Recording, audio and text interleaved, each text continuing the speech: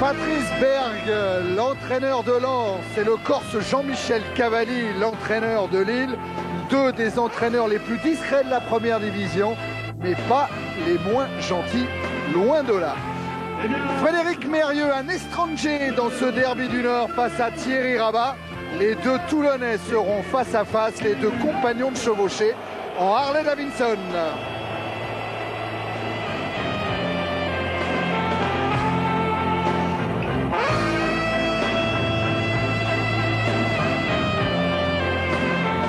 Bonsoir, ce derby du Nord, Lens-Lille est bien dans la tradition du Nord. En hiver, il fait froid, la pelouse est gelée, on est largement en dessous de 0, mais la pelouse n'est pas glissante et il n'y a pas de neige, contrairement à une grande partie de la France en ce moment.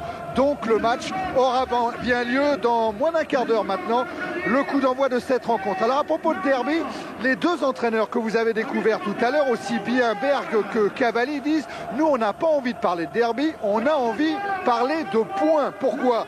Parce que Lille est 17e du classement, à la limite de la zone rouge. Et le LOSC a besoin de points pour assurer son avenir en première division. Et Lens, c'est pareil, Lens est 5e du classement.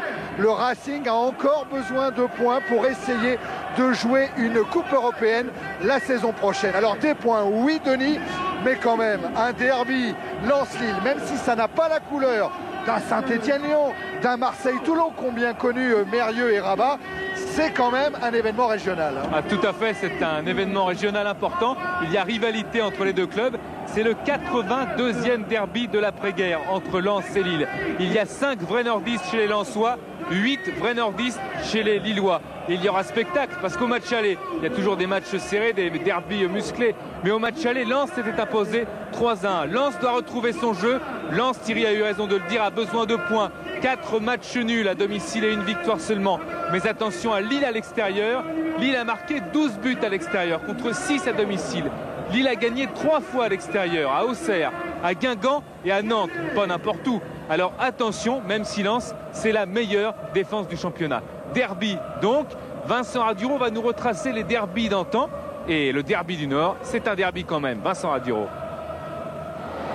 Ceci est l'imprimerie du journal La Voix du Nord. Et cette semaine, les rotatives ont accouché d'un numéro spécial. Les 50 ans de la Voix des Sports. 50 ans d'actualité sportive dans le Nord-Pas-de-Calais.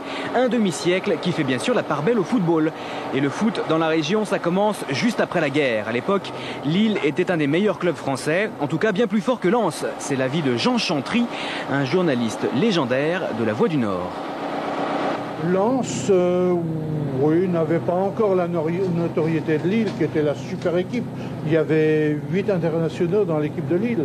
Les joueurs de Lille, c'était quelque chose de prodigieux. Un type comme Stanis, qui avait des bras énormes, disait, Monsieur Chantry, cette main, elle tuerait si elle tapait. Et Barat, aujourd'hui, oh, ce serait deux fois Papin. Et le plus grand derby qui est opposé Lille à Lens, c'était justement à cette époque-là. En 1948, les deux clubs du Nord se sont retrouvés en finale de la Coupe de France. C'était à Paris, au stade de Colombes, devant plus de 60 000 spectateurs. Déjà vainqueurs des 2 précédentes éditions, les Lillois, en blanc, vont prendre l'avantage et mener par 2-1. Mais grâce à Stanis, les Lensois parviennent à égaliser. Le derby tient toutes ses promesses et l'ambiance dans le stade est extraordinaire. À 5 minutes de la fin, la marque est de 2-2 et le match très serré. Dufuller, dans ses buts, voit arriver Barat tout seul. Il sort, mais trop tard. Le but de la victoire est marqué. Lille garde la coupe. L'un des acteurs de cette finale en gardera un merveilleux souvenir, c'est l'un des attaquants de Lille, Jules Bigot. La gare du Nord à Paris, ça n'était plus la gare du Nord. C'était uniquement lillois. Il n'y avait que des Lillois partout, dans les hôtels, dans les cafés, partout. Et on entendait parler qu'avec l'accent lillois, il n'y avait que des Lillois.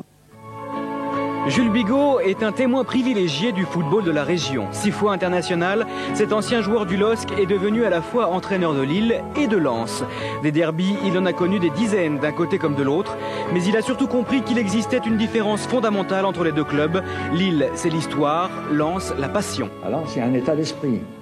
Il y a un état d'esprit qu'on n'a pas ici. Ça, c'est l'état d'esprit des ouvriers des mines, ça a resté, malgré qu'il n'y a plus de mines, mais ça s'est resté dans l'état d'esprit des Lensois. Ils ne vivent que pour le football, pour ainsi dire. C'est incroyable. Il y en a un autre qui a bien compris cette différence, c'est Roger Bolli. Après avoir passé une saison à Lille, il est arrivé à Lens en 1989. Un voyage de 40 km qui aurait pu le faire détester par les Lillois. Et pourtant, à Lille, on ne lui en a pas trop voulu. Par contre, si j'avais fait l'inverse, c'est-à-dire que si j'avais été d'abord à Lens et puis après à Lille, c'est vrai que je me serais fait presque lyncher. Bref, vous l'avez compris, Lens-Lille, c'est une histoire de cœur.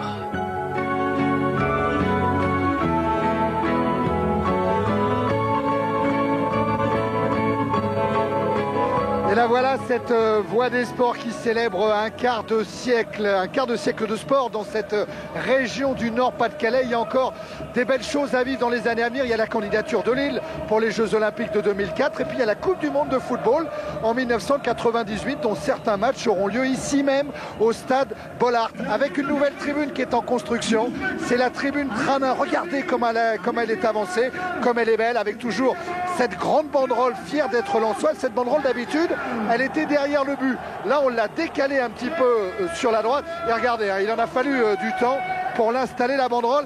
Jean-Paul Jaune et toutes les équipes ont filmé ça ce matin. Et les ouvriers, ils ont eu un mal fou à installer cet immense drapeau. Il est grand, le drapeau. Regardez à l'échelle la taille des ouvriers par rapport à la taille du drapeau. Il y avait du vent ce matin. Alors ça a été compliqué, même à la deuxième tentative, de l'installer au sommet de la nouvelle tribune Tranin.